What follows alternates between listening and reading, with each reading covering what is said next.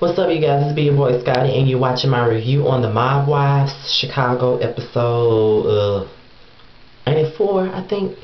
Well, this video is so late. I was supposed to do this video Tuesday, supposed to do it Wednesday, but got mad Thursday. Didn't feel like it, so I was supposed to do it earlier today and didn't do it. So I'm just gonna go ahead and get this video out the way. I know it's very late.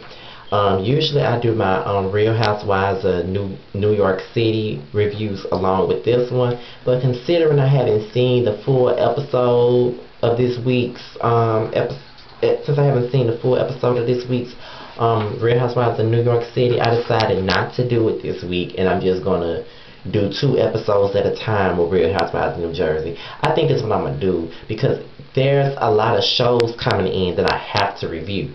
Bad Girls Club is coming on Monday. You know what I'm saying? And then, you know, I'm already reviewing Love and Hip Hop ATL. I'm reviewing Real Housewives of New York City, the Real Housewives of New Jersey from time to time, My Wife Chicago, and then you got Bad Girls Club coming up, and then you got Big Brother coming up. That's 6 damn reality shows. And on top of that, how am I going to do all 6 of these reality shows and then try to give y'all a My Perspective video, then do an Ex Scotty video, and then do a Bitch Are You Serious video? Like, it's so many things going on at one time, and I already made up my mind. I am not going to do Hollywood exes. I'm just not going to do it. So I suggest that you guys go to Closet Freak and Forest Rocks to watch those reviews, because I am not interested in this show whatsoever. It's not getting enough for me. I'm just saying. And tomorrow, and I usually don't do videos on a Saturday, but because I've been slacking with the videos, because I only did 2 videos so far, the BET Awards video that I got a good response on, and my Love and Hip Hop video, with this video being so late, I decided I'm going to give y'all a video come Saturday evening, which is my Perspective video. I need to get that one out the way as well, because I've been slacking, so I want to do better with that. You know, this ain't been a good week, so whatever. So, getting back to the video, let me just go ahead and knock this one right on out the park. Let's start it off with P and Christina.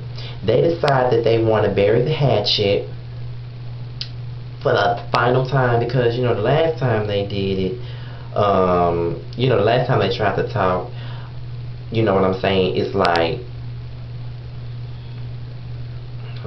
okay, the last time they tried to talk, you know, they did bury the hatchet, but Christina felt like there were things that weren't spoken on, you know, and things that needed to be discussed. Like, she just wanted to be certain that they were on the right page or whatever, to, you know, fix their friendship. And, you know, the conversation basically went well. You know what I mean? It really did go well.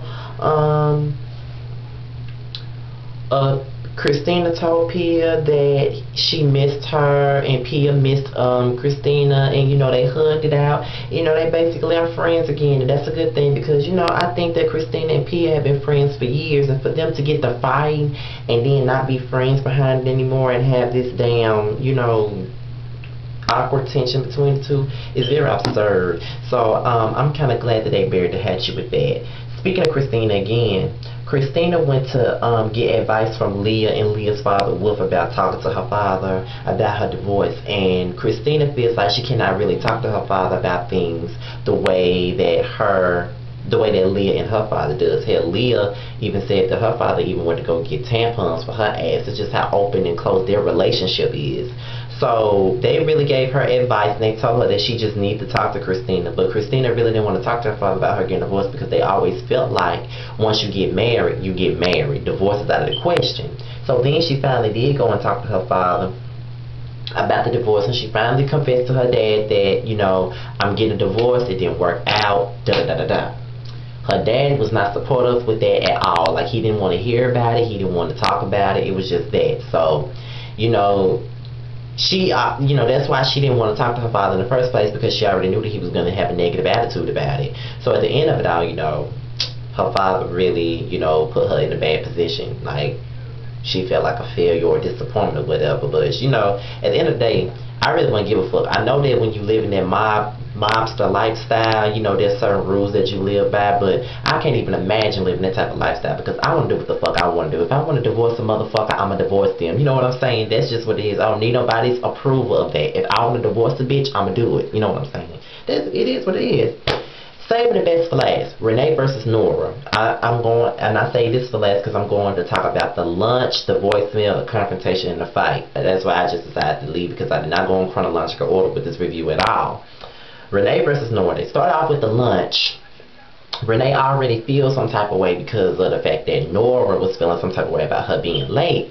But while they were having lunch, Nora was throwing jabs at her in front of her friend from out of town. Renee was very infuriated by that, and ever since then, you know what I'm saying, she haven't been liking Nora. So then she left Nora a very telling voicemail with her cussing the motherfucker out, talking about her like a dog and everything else. So you know what I'm saying, Renee had enough of Nora and this and that. So she wanted Nora to bring her back her money, her clothes, and all this stuff. And you know, it's another thing.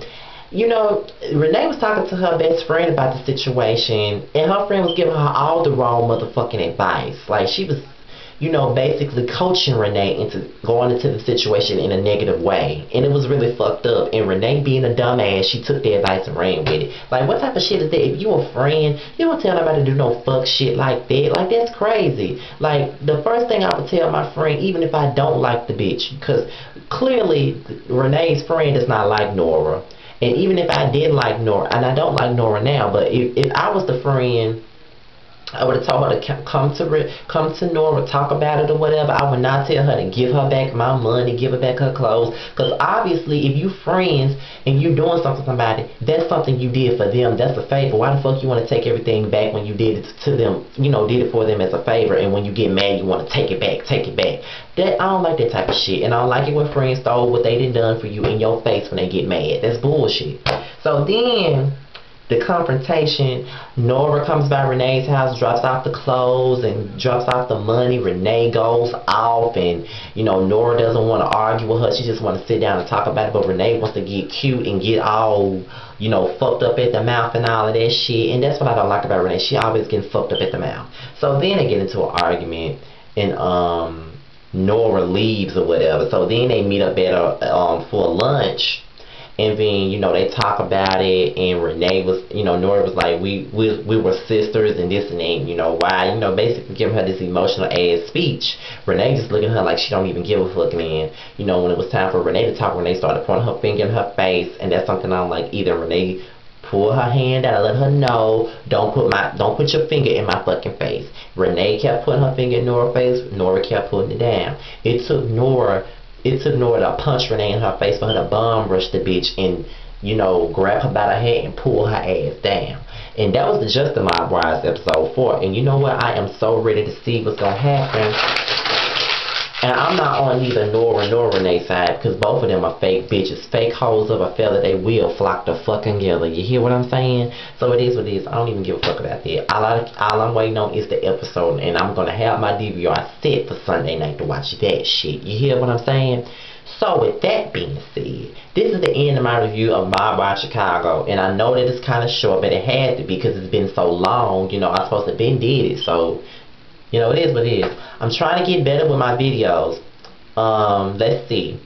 Since the Bad Girls Club and Love and Hip Hop are coming on the same day, I think I'm going to put those videos together. Then I'm going to put my Mob Wives video with my Real Housewives of New York City video, episode whatever and whatever, because it's going to be 2 different episodes I'm going to be talking about.